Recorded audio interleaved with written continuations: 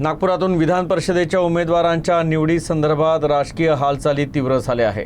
सूत्रांनी दिलेल्या माहितीनुसार नागपुरातील 2 प्रमुख नेत्यांची नावं दिल्लीला पाठवण्यात आली आहे। यामध्ये संदीप जोशी आणि दयाशंकर तिवारी यांच्या नावाची जोरदार चर्चा आहे।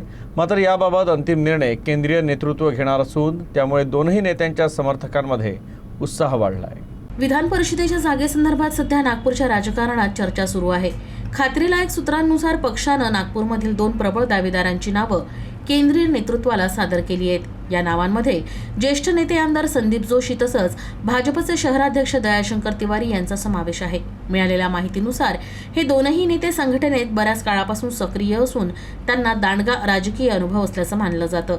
यामुळे एका नावावर शिक्कामोर्तब करणं पक्षासाठी आव्हानात्मक ठरणार आहे। सूत्रांनी दिलेल्या माहितीनुसार अंतिम निर्णय घेण्यापूर्वी केंद्रीय नेतृत्व सर्व बाबींचा विचार करेल।